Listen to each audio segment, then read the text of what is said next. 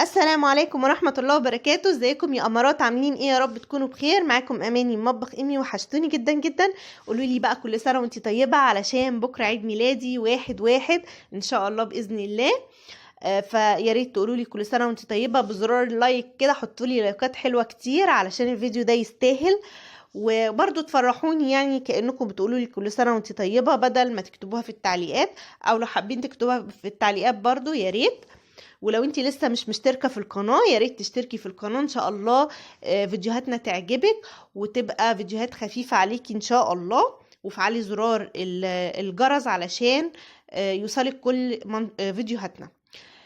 هنا بقى هنبتدي ونقول بسم الله. معايا نص كيلو دقيق من الاسبونج، ومعايا 6 بيضات، ومعايا نص كوباية مية، وكمان معلقة محسن الجل بتاعتنا الضرورية جدا. وهنحط كمان رشة فانيليا.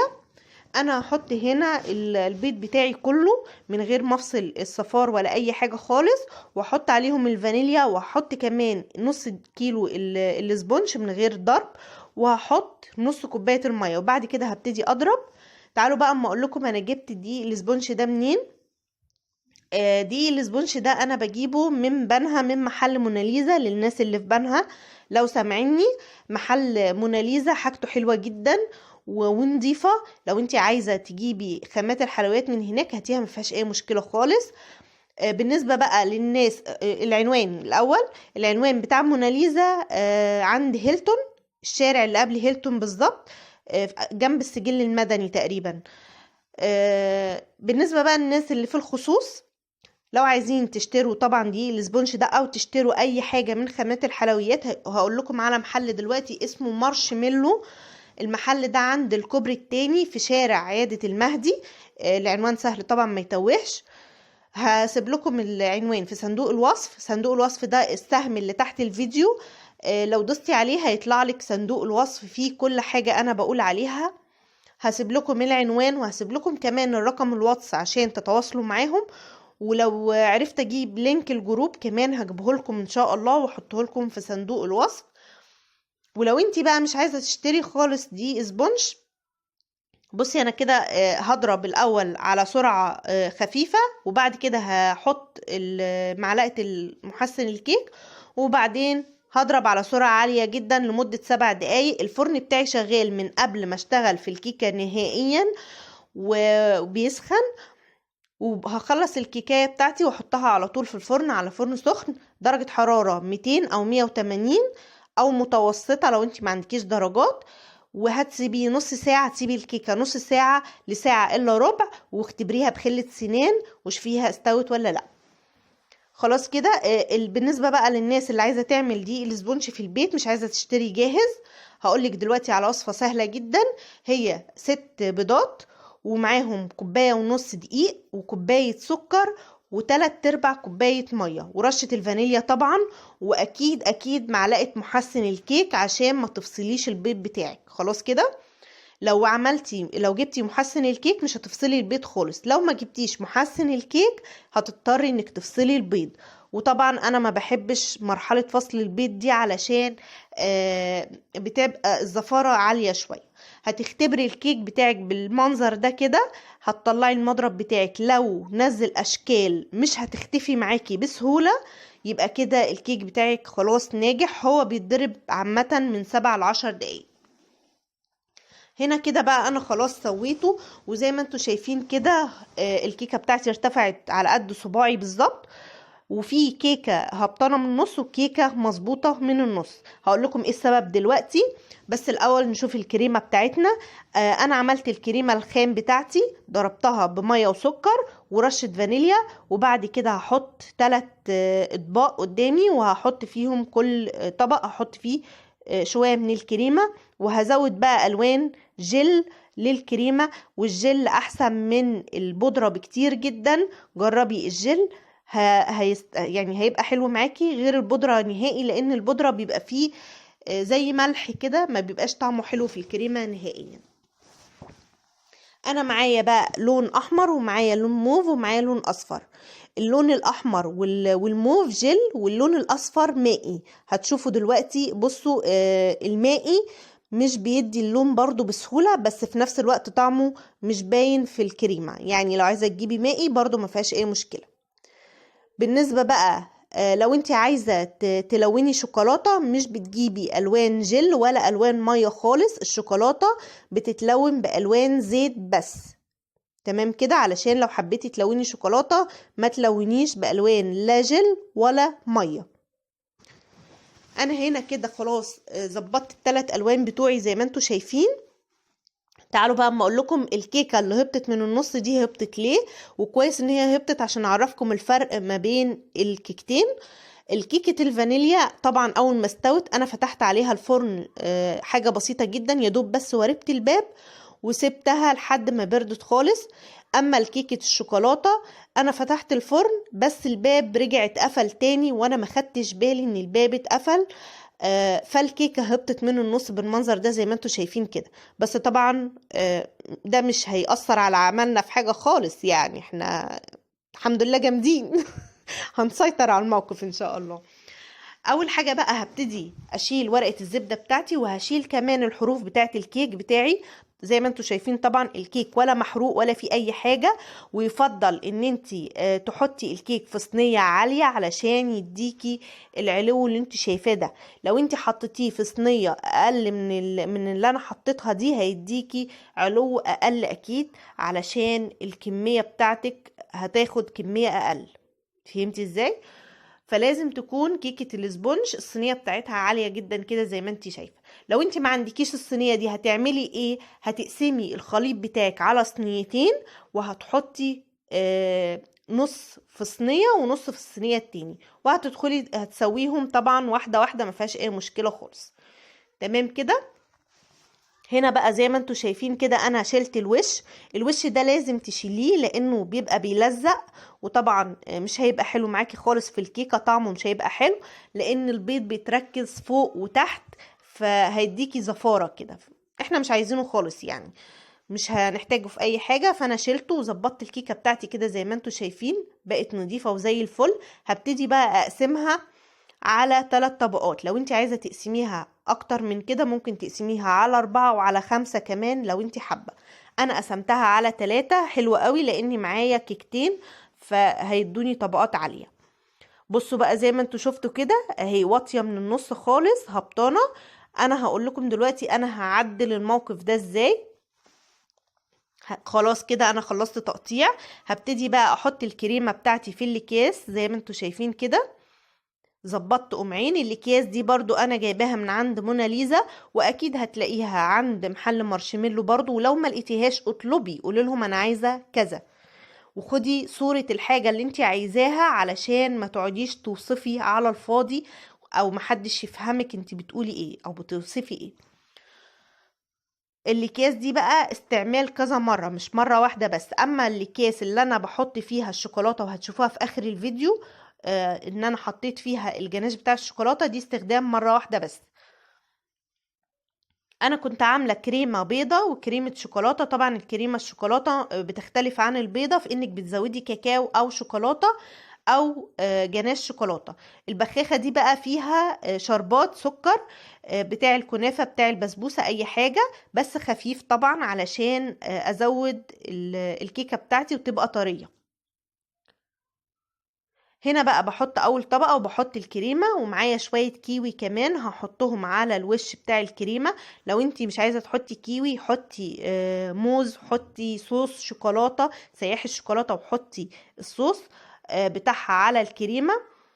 لو خدتوا بالكم كده دي القطعة اللي هبطانة من النص اهي. بصوا انا حطيت الكريمة في النص بس ما حطيتش على الحروف، وابتديت اساوي الكريمة علشان تديني سوا واحد، والحتة الهبطانة دي ما تبقاش هبطة لتحت والحروف تبقى عالية. خلاص كده يعني عالجتها بمختصر بالكريمة. ببتدي بقى احط طبقات، طبقة كريمة بيضة وطبقة كريمة شوكولاتة والكيوي على الكريمة البيضة. لو قلتلك لو عايزة تحطي اي نوع من انواع الفاكهة تاني ممكن تحطي موز، ممكن تحطي برتقان، ممكن تحطي مانجا، عادي براحتك خالص، ممكن فراولة، اللي انت عايزاه حطيه ما فيهاش اي مشكله. وممكن تحطي صوص شوكولاته، او ممكن جناش شوكولاته، وممكن صوص كراميل، ممكن الشوكولاته الكريسبي الصغيره بتاعه الكوكيز، اللي انت عايزاه بقى حطيه. انا اديتك افكار كتير جدا، وانت اعملي اللي يريحك او اعملي اللي يناسبك. طبعا زي ما انتم شايفين كده انا حطيت كريمه بيضه على كريمه شوكولاته، لان الكريمه بتاعتي البيضه كانت خلصت، فزودتها كريمه شوكولاته عادي جدا ما فيهاش اي حاجه، لان انا حاطه اصلا طبقات كريمه بيضه وشوكولاته. هنا خلاص الطبقات بتاعتي خلاص خلصت. وزي ما انتم شايفين كده الكيكتين اللي هما كيلو اسبونج عملوا معايا التورتايه الطويله دي. لو انتي مش عايزه تورتايه طويله كده اعملي بس نص سبونج واحد وظبطيها برضو زي ما انتي عايزه. هنا بقى ببتدي اساوي الحروف بتاعتي علشان الكريمه اللي خرجت من الكيكه تتظبط معايا، وهبتدي اغطي الكيكه بتاعتي كلها بالكريمه. لو عايزه تغطيها كريمه بيضه بس غطيها، لو عايزه تغطيها كريمه شوكولاته بس غطيها، ما فيهاش اي مشكله، اعملي اللي يريحك. انا غطيتها بثلاث طبقات من الكريمه.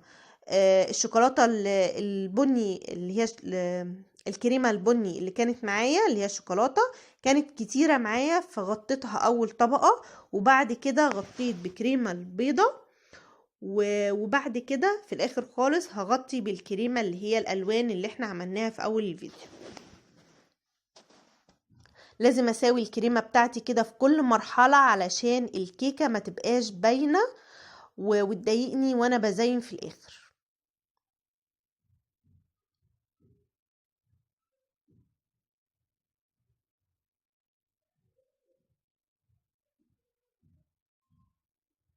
لو انت ما عندكيش الاسباتيولا دي او السكينة دي، استخدمي اي سكينة عادية بس ما تكونش مشرشرة طبعا، علشان ما تديكيش شكل الشرشرة. وممكن لو انتي مش عايزة الكريمة بتاعتك بشكل متساوي كده، او مش هتعرفي تسويها بالشكل ده، هاتي شوكة ولفي بيها على التورتاية كلها زي ما انا ما بلف بالسكينة كده، بس طبعا هتلفي بالسنون بتاعت الشوكة لحد ما التورتاية كلها يبقى شكلها مموج كده، يعني يبقى فيها تموجات كده. هتسهل عليكي بقى لو انتي مش بتعرفي تظبطي الكريمة وتخليها كلها سوا واحد. فالشوكة هتخلي معاكي المنظر حلو، وفي نفس الوقت هتكوني ما تعبتيش نفسك، لان مرحلة التسوية بتاعة الكريمة دي بتاخد وقت معانا كتير شوية. فانتي لو مش حابة تعملي كده اعملي بالشوكة، هتريح معاكي كتير جدا. هنا بقى انا ابتديت اغطيها بالكريمة البيضة زي ما انتوا شايفين كده، ودي الصراحة كانت خطوة مني اختيارية، يعني مش مجبرة عليها ولا حاجة، بس الكريمة كانت معايا كتير فقلت عادي يعني لما ازود الطبقات عشان تبقى التورتاية كده جامدة كده تقيلة. هبتدي برضو اساوي الطبقات كويس جدا.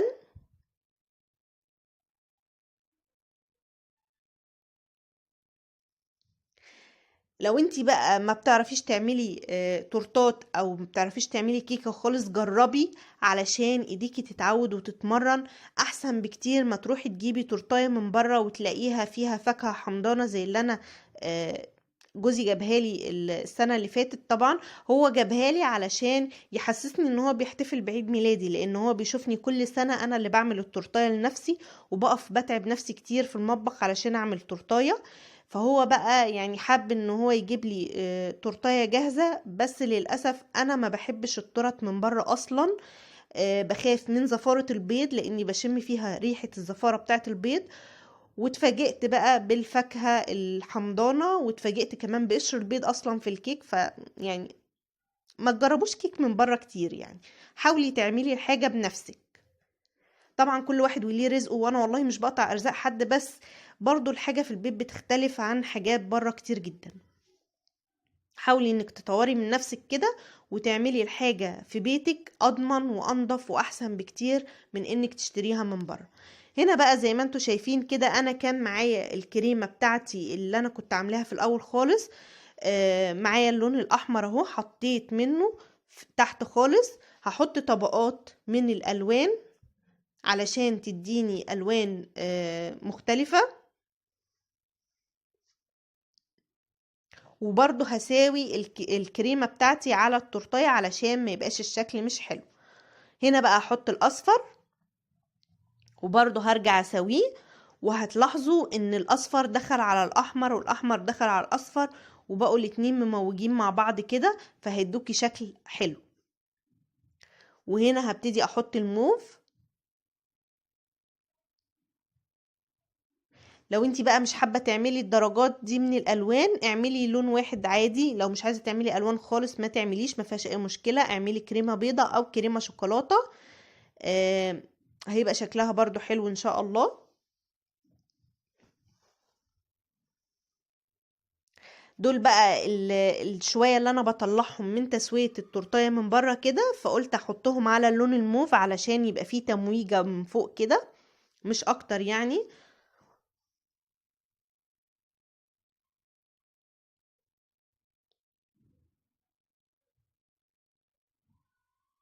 هساوي بقى الحروف من فوق كويس جدا.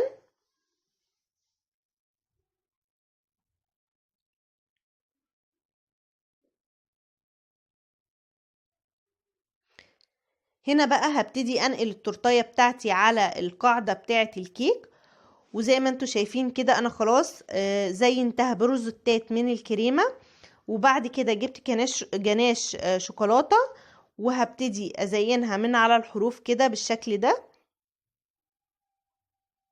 هتنزلي بشكل عشوائي جدا والجناش هينزل معاكي، هيديكي شكل حلو بشكل عشوائي من غير ما انتي تتحكمي في الشكل بتاعه.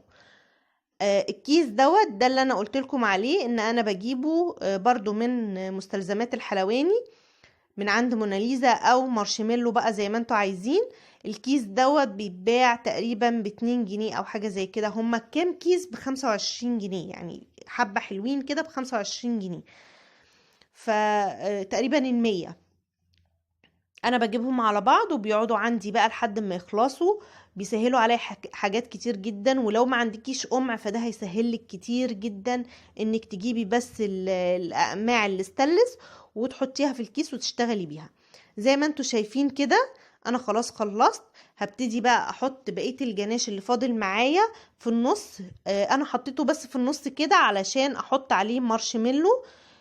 هتشوفوا معايا دلوقتي، يعني هو مش شرط انك تحطي خالص في النص انا بس حطيته علشان احط عليه المارشميلو ويبقى شكله لذيذ، المارشميلو يعني يثبت ويبقى شكله حلو. ما تنسيش بقى تحطي لايك وتعليق حلو كده عشان تقولي لي كل سنة وانتي طيبة. ولو لسه ما اشتركتيش اشتركي معايا ان شاء الله، الفيديوهات هتعجبك بأمر الله. وبرضه عشان نكبر القناة كده يا ريت تدعميني وتشتركي وتفعلي الجرس علشان يوصلك كل فيديوهاتنا ان شاء الله. هنا بقى جبت كيس مارشميلو زي ما انتوا شايفين كده، في اكياس بتتباع ب5 جنيه تقريبا في المحلات السوبر ماركت، يعني هاتي اي حاجة انت عايزاها. وابتديت احط بشكل عشوائي مش بالترتيب ولا حاجة. يا رب بقى الفيديو يكون خفيف ولذيذ على قلبكم كده ان شاء الله، وكل سنة وانتم طيبين.